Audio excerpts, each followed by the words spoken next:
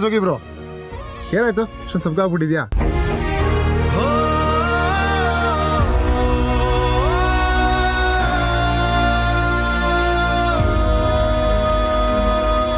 ಪೂಜೆ ಮಾಡಿ ಮುಗ್ಸೋಣ. ಆರತಿ ಮಾಡೋದಕ್ಕೆ ಅಖಿಲಮ್ಮ ಬರ್ಬೇಕಲ್ಲ.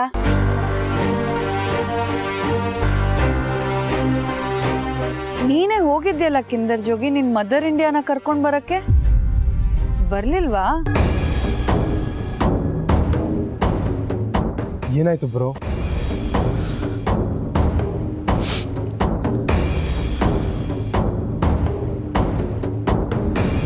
ಬರಲ್ಲ ಪ್ರೀತು.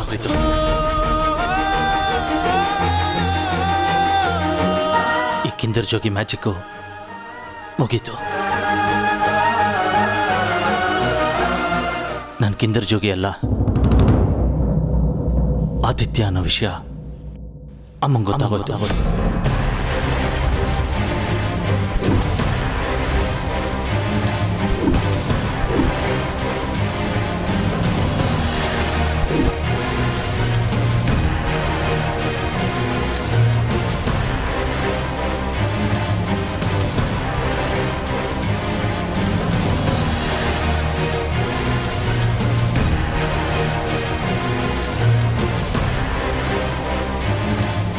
ಬೇರೆ ಯಾರಾದರೂ ಬಂದು ಆರತಿ ಮಾಡಿ.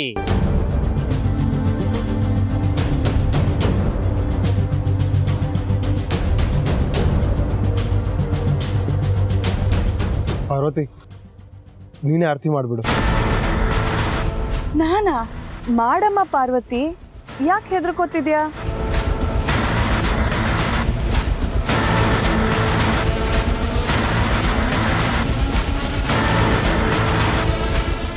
ಒಂದು ನಿಮಿಷ. ಗಣಪತಿನ ಕರ್ಕೊಂಡು ಬರಬೇಕಾದ್ರೆ ಮೊದಲನೇ ಆರತಿ ಅಖಿಲ ಮಾಡಿದ್ದು. ಈಗ ಮಹಾಮಂಗಳಾರತಿನೂ ಅವಳೇ ಮಾಡಿದ್ರೆ ಒಳ್ಳೇದು. ಸ್ವಲ್ಪ ಟೈಮ್ ಕೊಡಿ, ನಾನು ಹೋಗಿ ಮಾತಾಡಿ ಕರ್ಕೊಂಡು ಬರ್ತೀನಿ.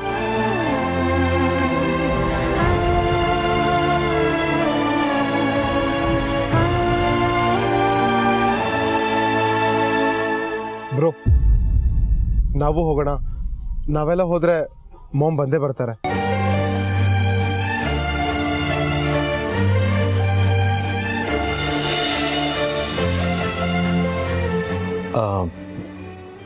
ಎಲ್ಲರೂ ಹೋಗೋದು ಬೇಡ, ನಾನು ಹೋಗಿ ಕರ್ಕೊಂಡು ಬರ್ತೀನಿ. ನೀವೆಲ್ಲರೂ ಇಲ್ಲೇ ಇರಿ.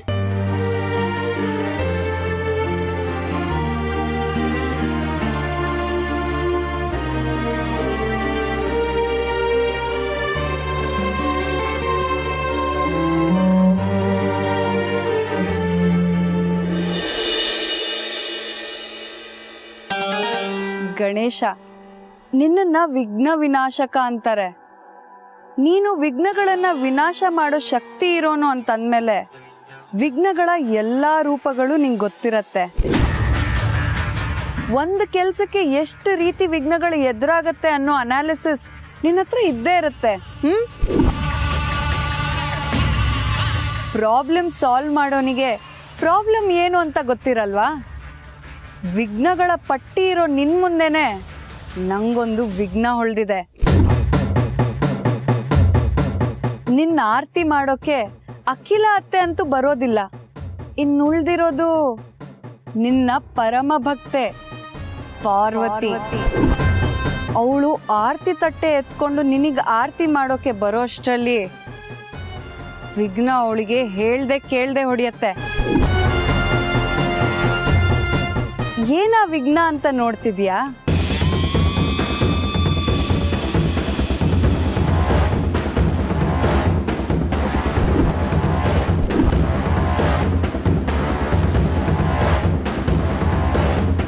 ತುಂಬಾ ದೇವ್ರು ದಿಂಡ್ರು ಅಂತಿದ್ಲು.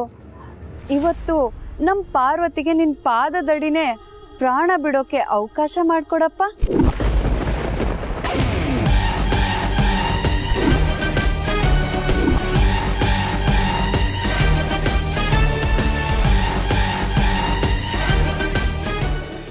ಮಂಗಳಾರತಿ ತಟ್ಟೆ ತಗೋ, ನಾನು ಮಂತ್ರ ಹೇಳ್ತೀನಿ, ನೀನು ಆರತಿ ಮಾಡಮ್ಮ.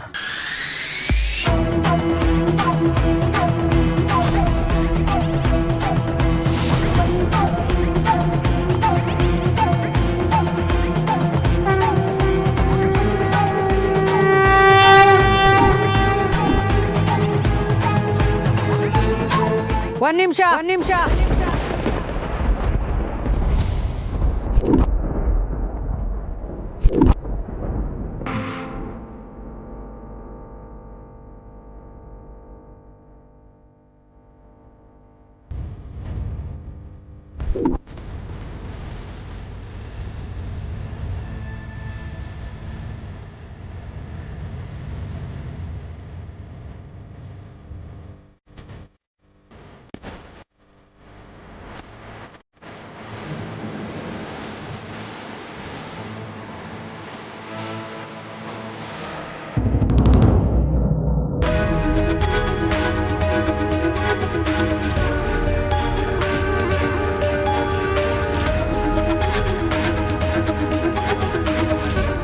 ಶಿಟ್, ಇವ್ರು ಯಾಕೆ ಸರಿಯಾದ ಸಮಯಕ್ಕೆ ಬಂದು ಎಲ್ಲ ಹಾಳು ಮಾಡ್ತಿದ್ದಾರೆ?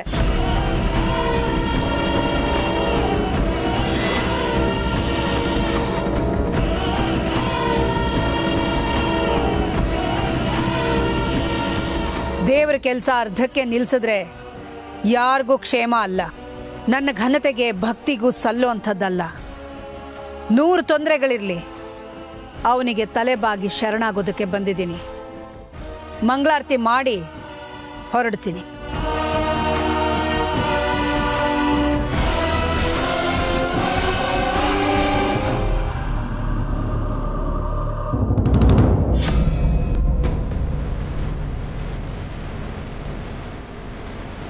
ಕರೆಂಟ್ ವೈರು ಈ ಕಡೆಯಿಂದ ಇಲ್ಲಿಗೆ ಯಾಕೆ ಹೋಗಿದೆ?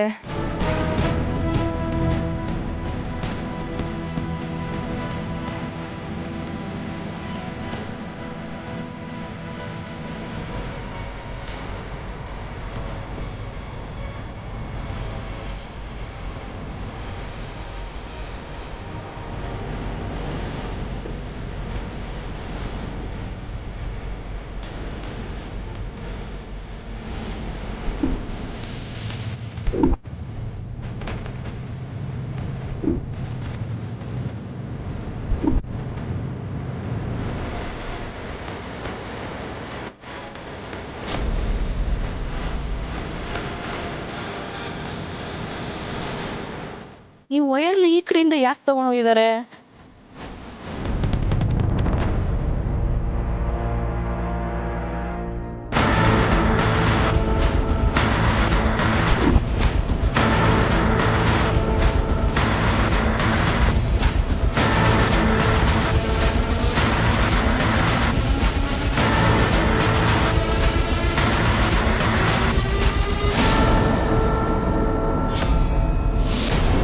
ಅಮ್ಮ, ನನ್ನ ಮಂತ್ರ ಹೇಳ್ತಾ ಹೋಗ್ತೀನಿ, ನೀವು ಆರತಿ ತಟ್ಟೆ ತಗೊಂಡು ಆರತಿ ಮಾಡಿ.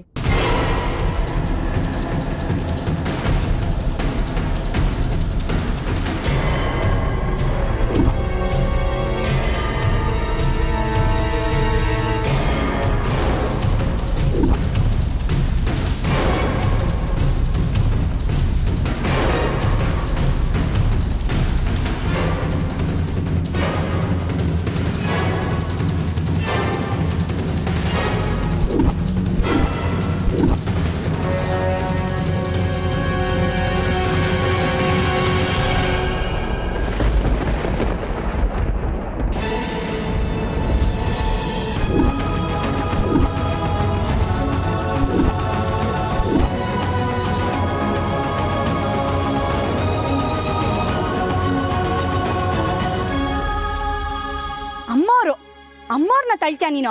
ಎಷ್ಟೋ ದುರಂಕಾರ ನಿನಗೆ. ಅಲ್ಲ ಅಕ್ಕ, ನನ್ ಮಾತ್ ಕೇಳಕ್ಕ. ಮಾತಾಡ್ಬೇಡ ನೀನು. ಬರ್ತಾ ಬರ್ತಾ ಹುಡುಗಾಟ ಜಾಸ್ತಿ ಆಗ್ತಿದೆ ಅಲ್ವಾ ನಿನಗೆ? ಈಗ ನನ್ನ ಅಮ್ಮವ್ರನ್ನ ತಳ್ದೆ ಹೋಗಿದ್ರೆ ಏನಾಗ್ತಿತ್ತು ಗೊತ್ತಾ? ಏನಾಗ್ತಿತ್ತು? ಈಗ ನೋಡಿ ಏನಾಗುತ್ತೆ ಅಂತ.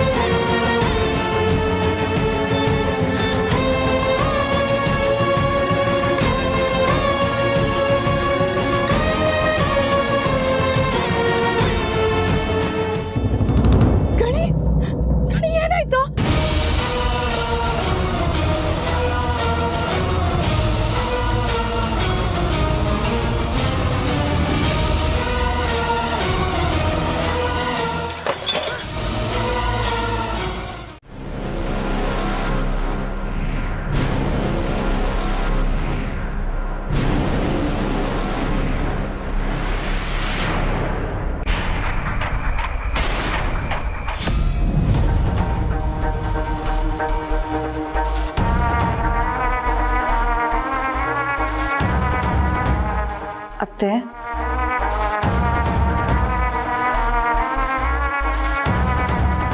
ನಿಮ್ಗೊಂದು ಮಾತು ಹೇಳಿದ್ರೆ ಬೇಜಾರು ಮಾಡ್ಕೊಳಲ್ಲ ತಾನೆ? ಬೇಜಾರು ಮಾಡ್ಕೊಳ್ಳೋ ಮನಸ್ಥಿತಿನ ಮೀರ್ಬಿಟ್ಟಿದ್ದೀನಿ. ಹೇಳಮ್ಮ. ನೀವು ಹೀಗಿದ್ರೆ ಇಡೀ ಮನೆ, ಈ ಅರಸನ ಕೋಟೆ ಕಳೆ ಕುಂದುತ್ತೆ. ನಿಮ್ಮ ಮುಖದಲ್ಲಿ ನಗು ಮಾಸು ಹೋದ್ರೆ ನಮ್ಮೆಲ್ಲರ ಜೀವ ನಡುಗುತ್ತೆ ಅತ್ತೆ. ಸಂತೋಷಕ್ಕೆ ಕಾರಣನೇ ಇಲ್ಲದೆ ಇರೋವಾಗ, ನನ್ನ ಅಸ್ತಿತ್ವನೇ ಹುಡುಕೋ ಪರಿಸ್ಥಿತಿ ಬಂದಿರೋವಾಗ ನಾನು ಹೇಗಮ್ಮ ನೆಮ್ಮದಿಯಾಗಿರ್ಲಿ? ಅತ್ತೆ, ಇದೆಲ್ಲ ನಡೆದಿರೋದ್ರಿಂದ ನನ್ನ ಮನ್ಸ್ ಮೇಲೆ ಬೀರಿರೋ ಪರಿಣಾಮದ ಬಗ್ಗೆ ಯಾರು ಯೋಚನೆ ಮಾಡಿಲ್ಲ ಅನ್ಸುತ್ತೆ. ಇಕ್ಕಟ್ಟಿನಲ್ಲಿ ಸಿಕ್ಕಾಕೊಂಡಿರೋವಾಗ ಪರಿಹಾರ ಕಂಡುಕೊಳ್ಳೋ ಧೈರ್ಯನೇ ಕಳ್ಕೊಂಡಿದ್ದೀನಿ ಅನುಷ್ಕಾ. ಕುಸಿದೋಗಿದ್ದೀನಮ್ಮ. ನಡೆದಿರೋ ಘಟನೆ ಬಗ್ಗೆ ನಾನು ತುಂಬ ಯೋಚಿಸಿದೆ, ದುಃಖಪಟ್ಟೆ, ಮನಸ್ಸು ತುಂಬಂದು ಕಣ್ಣೀರು ಹಾಕಿದೆ. ಆದರೆ ಇದಕ್ಕೆಲ್ಲ ನಾವು ಪರಿಹಾರ ಹುಡುಕ್ದೆ ಬಿರುಕು ದೊಡ್ಡದಾಗೋಗ್ಬಿಟ್ರೆ ಆ ಬಿರುಕಲ್ಲೇ ನಾವು ಬಿದ್ದು ಕಳೆದೋಗ್ಬಿಡ್ತೀವಿ ಅತ್ತೆ. ಪರಿಹಾರ ಸಣ್ಣ ಪುಟ್ಟ ಬಿರುಕಾಗಿದ್ರೆ ಜೋಡಿಸ್ಬೋದಾಗಿತ್ತು. ಆಗಿರೋದು ಭೂಕಂಪ. ಭೂಕಂಪ ಆದಮೇಲೆ ಕೆಲವೊಂದು ನಾಶವಾಗೋದು ನಿಶ್ಚಿತ. ಆದರೆ ಅದ್ರ ಬಗ್ಗೆ ಯೋಚನೆ ಮಾಡದೆ ಜೀವನ ಮುನ್ನಡೆಸೋದು ನಮ್ಮ ಕೈಯಲ್ಲಿದೆ ಅಲ್ವಾ ಅತ್ತೆ? ನಾಶವಾಗಿರೋದು ಸಂಬಂಧಗಳಮ್ಮ. ಸಂಬಂಧಗಳನ್ನು ನಾಶ ಮಾಡೋ ಕಾರಣಗಳನ್ನು ಈ ಭೂಕಂಪ ನಾಶ ಮಾಡಬೇಕು ಅತ್ತೆ. ಆಗ ಎಲ್ಲ ಸರಿ ಹೋಗುತ್ತೆ ಅನ್ನೋದು ನನ್ನ ಅನಿಸಿಕೆ. ಯಾವುದ್ರ ಬಗ್ಗೆ ಮಾತಾಡ್ತಿದೀಯಾ ನೀನು? ಆದಿತ್ಯ ಹರ್ಬಲ್ ಪ್ರಾಡಕ್ಟ್ಸ್ ಕಂಪನಿ ಬಗ್ಗೆ. ಆ ಕಂಪನಿನ ಮುಚ್ಚು ಅಂತ ಹೇಳ್ತಾ ಇದೀಯಾ? ಯಾವುದರಿಂದ ನಮ್ಮ ನೆಮ್ಮದಿ ಹಾಳಾಗಿದೆಯೋ, ಯಾವುದು ಶುರುವಾದಾಗ್ಲಿಂದ ನಾವು ಎಡವ್ತಾನೆ ಬಂದಿದ್ದೀವೋ, ಯಾವುದರಿಂದ ನಮ್ಮ ದುಃಖ ಹೆಚ್ಚಿದೆಯೋ ಅದಿರೋದಕ್ಕಿಂತ ನಾಶವಾಗೋದೇ ಒಳ್ಳೇದು ಅತ್ತೆ. ಇಷ್ಟು ವರ್ಷ ನೀವು ಕೈಗೊಂಡಿರೋ ಎಲ್ಲ ಪ್ರಾಜೆಕ್ಟ್ಸ್ಗಳು ಸಕ್ಸಸ್ಫುಲ್ ಆಗಿದೆ, ಯಾವುದ್ರಲ್ಲೂ ಒಂದು ತೊಡಕು ಕಂಡಿಲ್ಲ. ಆದರೆ ಈ ಪ್ರಾಜೆಕ್ಟ್ ಶುರುವಾದಾಗ್ಲಿಂದ ಒಂದಲ್ಲ ಒಂದು ರಗಳೆ. ಅರಸನ ಕೋಟೆಗೆ ಇದರಿಂದ ಶೋಭೆ ಬರುತ್ತೆ ಅನ್ನೋದು ಸುಳ್ಳು ಅತ್ತೆ. ಇದು ನನ್ನ ಕನಸಮ್ಮ. ಕೆಟ್ಟ ಕನಸು ಅಂದ್ಕೊಂಡು ಇದನ್ನ ಮರ್ತು ಬಿಡೋದು ಒಳ್ಳೇದು ಅತ್ತೆ. ಕನಸು ಕಂಡೋಳು ನಾನು. ಆದರೆ ಆ ಕನಸಿನ ಸೂರಿನ ನೆರಳಿನಲ್ಲಿ ಆಶ್ರಯ ಪಡೆದಿರೋರು ಹಲವಾರು ಜನ. ಪ್ರಾಜೆಕ್ಟನ್ನು ನಾಶ ಮಾಡೋದು ನನ್ನೊಬ್ಬಳ ನಿರ್ಧಾರ ಅಲ್ಲ, ಅದರಲ್ಲಿ ಬೇರೆಯವರ ಅಭಿಪ್ರಾಯನೂ ಇದೆ.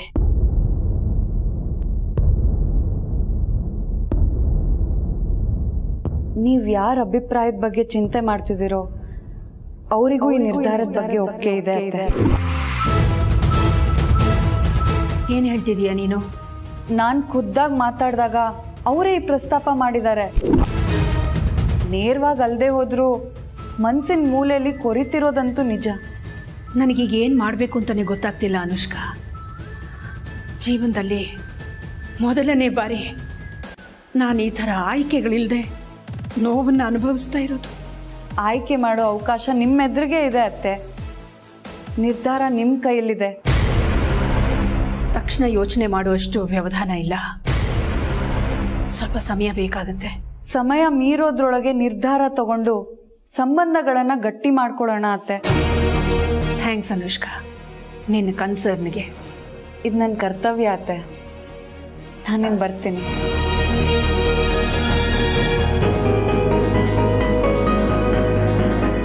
ನೀವು ಯಾರ ಅಭಿಪ್ರಾಯದ ಬಗ್ಗೆ ಚಿಂತೆ ಮಾಡ್ತಿದ್ದೀರೋ ಅವರಿಗೂ ಈ ನಿರ್ಧಾರದ ಬಗ್ಗೆ ಒಪ್ಪಿಗೆ ಇದೆ ಅತ್ತೆ.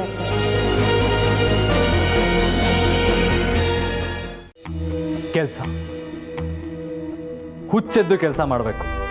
ಇವರೊಬ್ಬರೇ ಅಲ್ಲ, ನೀವೆಲ್ಲರೂ ನಮ್ಮ ಕಂಪನಿ ಕೆಲಸ ಮಾಡೋ PO-ನಿಂದ ಹಿಡಿದು CEO-ವರೆಗೂ 24/7 ದುಡಿಯೋಣ. No turning back from now then. It's a dream project. ನೀವೆಲ್ಲ ಹೀಗೆ ಡಿಮೋಟಿವೇಟ್ ಆಗಿ ಕೂತ್ಕೊಂಡಿರೋದು ನನ್ನಿಂದ ನೋಡೋದಕ್ಕೆ ಆಗ್ತಾ ಇಲ್ಲ. ಕೆಲಸ ಮಾಡೋಣ, ಪ್ರಪಂಚನೇ ತಿರುಗಿ ನೋಡಬೇಕು, ಹಾಗೆ ದುಡಿಯೋಣ. ನಮ್ಮ ಪ್ರಾಜೆಕ್ಟ್ ನಾವು ಅನ್ಕೊಂಡಿರೋ ಥರ ಎಕ್ಸಿಕ್ಯೂಟ್ ಮಾಡಿದ್ರೆ ನೀವೆಲ್ಲರೂ ಹೈಯರ್ ಪೊಸಿಷನ್ಗೆ ಹೋಗೋದನ್ನ ಯಾರಿಂದನೂ ತಪ್ಸೋದಕ್ಕಾಗಲ್ಲ. ನಿಮ್ಮ ಭವಿಷ್ಯ ನಿಮ್ಮ ಕೈಯಲ್ಲಿದೆ. ಕಟ್ಕೋತಿರೋ ಕೆಡುತ್ತಿರೋ, it's all up to you. ಕಷ್ಟಪಟ್ಟು ಕೆಲಸ ಮಾಡ್ತೀವಿ ಸರ್. ನಮ್ಮ ಪ್ರಾಜೆಕ್ಟ್ನ ಫಾರಿನ್ ಕಂಟ್ರೀಸಲ್ಲಿ ರೆಪ್ರೆಸೆಂಟ್ ಮಾಡೋಕ್ಕೆ ನೀವೆಲ್ಲ ರೆಡಿನಾ? Ready sir. ಕೇಳಿಸ್ಲಿಲ್ಲ? Ready sir. That's the spirit. ಈ ಟೀಮ್ನ ನೀವೇ ಲೀಡ್ ಮಾಡಿ. Okay sir. Let's do it sir.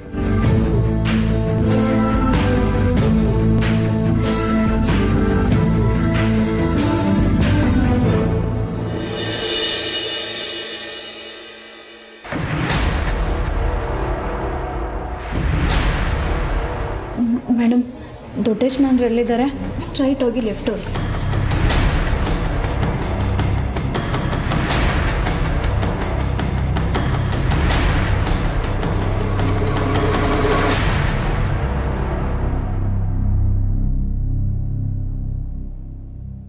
Parvati,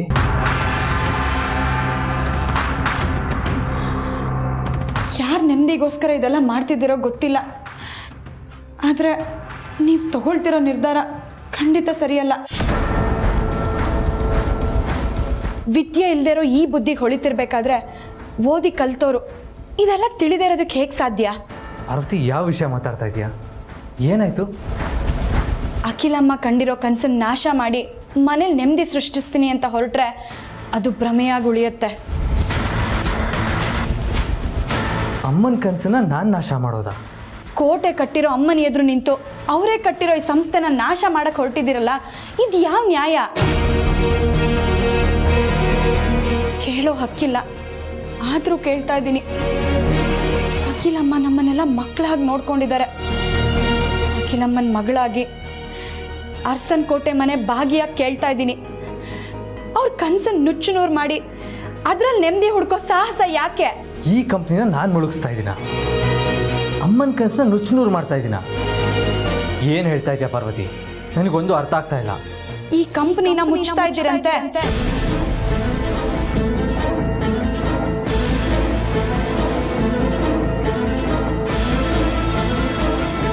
ಯಾರು ಹೇಳಿದ್ದು ನಿಂಗಿರಲ್ಲ? ಮನಸ್ತಾಪ ಬೆಳೆದು ಈ ಕಂಪ್ನಿನ ಮುಚ್ಚೋ ನಿರ್ಧಾರ ಮಾಡಿದ್ದೀರಾ ಅನ್ನೋ ವಿಷಯ ನನ್ನ ಕಿವಿಗೆ ಬಿತ್ತು. ಮುನಸು ಕೋಪ ಇದ್ದಿದ್ದೆ. ದಯವಿಟ್ಟು ಈ ರೀತಿಯಾದ ಯಾವುದೇ ನಿರ್ಧಾರ ಮಾಡಿದ್ರೆ ಇದನ್ನಿಲ್ಲೇ ಕೈ ಬಿಟ್ಬಿಡಿ. What non sense? ಹಾಗೆ ಮಾಡಕ್ಕೆ ನನಗೇನು ಹುಚ್ಚ? ಅಮ್ಮನ ಕನ್ಸಿನ ಪ್ರಾಡಕ್ಟ್ನ ಲಾಂಚ್ ಮಾಡೋಕ್ಕೆ ತುದಿಗಾಲಲ್ಲಿ ನಿಂತಿದ್ದೀನಿ ನಾನು. ಈ ಪ್ರಾಡಕ್ಟ್ ಲಾಂಚ್ ಆಗಿ ಅಮ್ಮನ ಕನ್ಸನ್ನು ಅನ್ಸಾದ್ರೆ ಅಮ್ಮನ ಹತ್ರ ಸಾರಿ ಕೇಳ್ಬೋದು ಅಂತ ನಾನು ಹಗಲು ರಾತ್ರಿ ದುಡಿತಾ ಇದ್ದೀನಿ. ಅಂಥದ್ರಲ್ಲಿ ಕಂಪ್ನಿನ ನಾನು ಕ್ಲೋಸ್ ಮಾಡ್ತೀನ? ಅಮ್ಮನ ಮುಖದಲ್ಲಿ ನಗು ನೋಡಿ ಎಷ್ಟು ದಿನ ಆಗಿದೆ.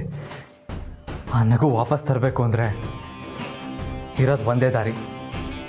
ಈ ಪ್ರಾಡಕ್ಟ್ನ ಲಾಂಚ್ ಮಾಡಿ ಇದನ್ನು ನೆಕ್ಸ್ಟ್ ಲೆವೆಲಿಗೆ ತೊಗೊಂಡು ಹೋಗೋದು. ಕೋಪ ತಾಪ ಏನಾದರೂ ಇರಲಿ, ಅದನ್ನು ಮೀರಿ ನಾನು ಹೋರಾಡ್ತಾ ಇರೋದು ಅಮ್ಮನ ಮುಖದಲ್ಲಿ ನಗು ನೋಡೋದಕ್ಕೆ. ನಿನ್ಗೆ ಯಾರೋ ಸುಳ್ಳು ಸುದ್ದಿ ಕೊಟ್ಟಿದ್ದಾರೆ ಪಾರ್ವತಿ. ಅಲ್ಲ, ನಾನು ಹಾಗೆಲ್ಲ ಮಾಡ್ತೀನ ಪಾರ್ವತಿ? ಆಕಾಶ ಭೂಮಿ ಒಂದಾದರೂ ಸರಿ, ನಮ್ಮ ಕಂಪ್ನಿ ಭಾರತದ ನಂಬರ್ 1 ಕಂಪ್ನಿ ಆಗೋದ್ರಲ್ಲಿ ಯಾವ ಸಂದೇಹನೂ ಇಲ್ಲ. ಇದಕ್ಕೆ ನನಗೆ ಬೇಕಾಗಿರೋದು ನಿಮ್ಮೆಲ್ಲರ ಸಪೋರ್ಟ್, ನನ್ನ ಮೇಲೆ ನಂಬಿಕೆ. ನಿನಗೆ ನನ್ನ ಮೇಲೆ ನಂಬಿಕೆ ಇದೆ ಅಲ್ವಾ ಪಾರ್ವತಿ?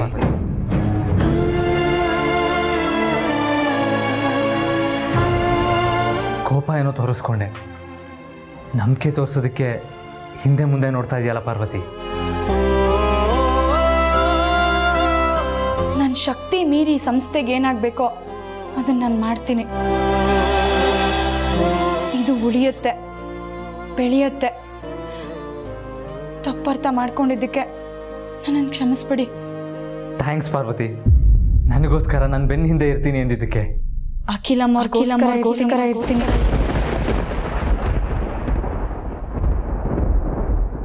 ಅಖಿಲಮ್ಮಗೋಸ್ಕರ.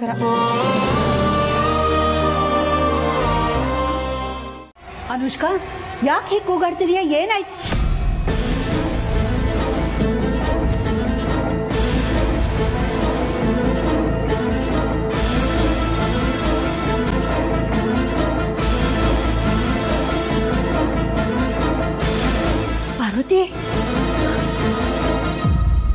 ಪಾರ್ವತಿ, ಪಾರ್ವತಿ ಏನಾಯ್ತಮ್ಮ? ಏನಾಯ್ತು ನಿನ್ ಮುಖಕ್ಕೆ? ಜಸ್ಟ್ ಮಿಸ್ ಅತ್ತೆ. ನಮ್ ಪಾರ್ವತಿ ಮುಖ ನೋ, ನಂಗೆ ಯೋಚನೆ ಮಾಡಕ್ಕೂ ಆಗ್ತಿಲ್ಲ ಅತ್ತೆ. ಅನುಷ್ಕಾ, ನೀನ್ ಬರೀ ಹೀಗೆ ಗಾಬರಿಯಲ್ಲಿ ಮಾತಾಡ್ತಾ ಇದ್ರೆ ನಮ್ಗೆ ಹೇಗಮ್ಮ ಅರ್ಥ ಆಗ್ಬೇಕು? ಸ್ವಲ್ಪ ಬಿಡಿಸೇಳು. ಏನಾಯ್ತು ಹೇಳಮ್ಮ ಅನುಷ್ಕಾ. ಪಾರ್ವತಿ ಆಟೋಗೋಸ್ಕರ ವೇಟ್ ಮಾಡ್ತಾ ಇದ್ಲಾ?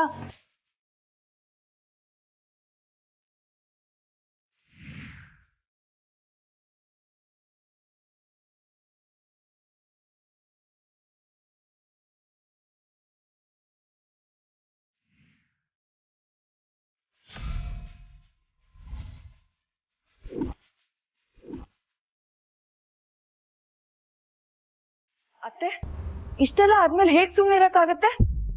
ನಂಗೆ ತುಂಬಾ ಭಯ ಆಗ್ತಿದೆ ಅತ್ತೆ.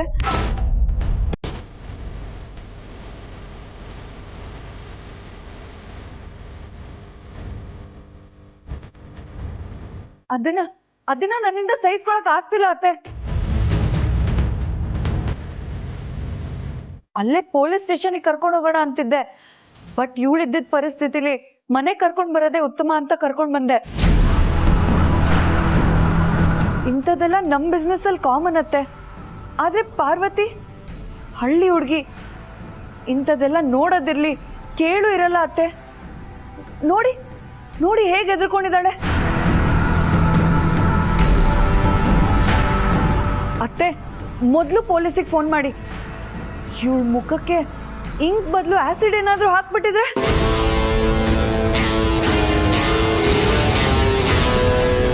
ಓ no, I can't even imagine ಅತ್ತೆ. ಹಳ್ಳಿ ಹುಡುಗಿ, ಬ್ರ್ಯಾಂಡ್ ಅಂಬಾಸಿಡರ್ ಅಂದ್ರೆ ಏನು ಅಂತಾನೆ ಗೊತ್ತಿಲ್ಲ. ಇದೆಲ್ಲ ಇವಳಿಗೆ ಬೇಕಾ? ಫಸ್ಟ್ ಪೊಲೀಸ್ ಕಂಪ್ಲೇಂಟ್ ಕೊಡೋಣ ಅತ್ತೆ. ಬೇಡ ಬೇಡ, ಯಾವ ಪೊಲೀಸು ಬೇಡ, ಯಾವ ಸೆಕ್ಯೂರಿಟಿನೂ ಬೇಡ. ಸುಮ್ಮನೆ ಪೊಲೀಸ್ ನಮ್ಮ ಮನೆಗೆ ಬರೋದು ನನಗಿಷ್ಟ ಆಗಲ್ಲ. ಅದು ನಮ್ಮ ಘನತೆಗೆ ತಕ್ಕನಾದ್ದು ಅಲ್ಲ. ಮೊದಲು ಎಲ್ಲರೂ ರಿಲ್ಯಾಕ್ಸ್ ಆಗಿ ಏನ್ ಮಾಡಬೇಕು ಅಂತ ನಿಧಾನವಾಗಿ ಯೋಚನೆ ಮಾಡಿ ನಿರ್ಧಾರ ಮಾಡ್ತೀನಿ. ಪಾರ್ವತಿ, ನಿನ್ ಮುಖ ತೊಳ್ಕೊಂಡ್ ಬಾಮ್ಮ.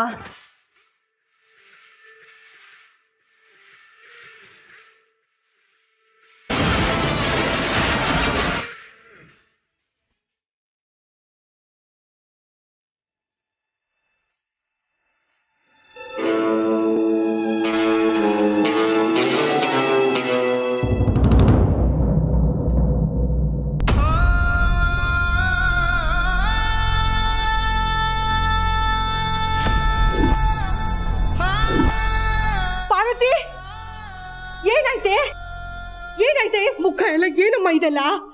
ಪಾರು, ಏನಾಯ್ತೆ? ಏನಾಯ್ತೆ? ಸಮಾಧಾನ ಮಾಡ್ಕೊ, ಹೇಳು. ಏನಾಯ್ತು ಹೇಳು ಪಾರು.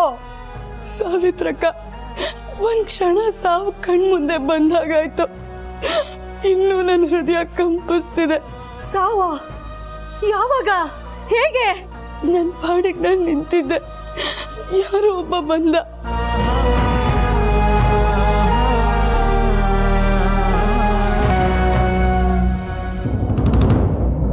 ಏನಮ್ಮ ಇದು ಅವಸ್ಥೆ? ನನ್ನ ತಪ್ಪೇನಾದ್ರೂ ಇದೆಯಾ ಸಾವಿತ್ರಕ್ಕ? ಏನ್ ಪಾಪ ಮಾಡಿದ್ದೀನಿ ನಾನು? ನನ್ ಫೋಟೋ ತೆಗೆಸ್ಕೊಳ್ಳೋದಿಲ್ಲ ಅಂತ ಮೊದ್ಲಿಂದಾನು ಹೇಳಿದ್ದೀನಿ. ನನ್ ಮುಖ ಹಾಕೋದ್ ನನಗೆ ಇಷ್ಟ ಇಲ್ಲ ಸಾವಿತ್ರಕ್ಕ. ನಾನು ಅಡ್ಗೆ ಕೆಲಸ ಮಾಡ್ಕೊಂಡೇ ಇರ್ತೀನಿ, ನಾನ್ ಸೇವೆನ್ ಮುಂದುವರಿಸ್ತೀನಿ ಅಂದ್ರೆ ಯಾರು ಕೇಳೋದೇ ಇಲ್ವಲ್ಲ ಸಾವಿತ್ರಕ್ಕ.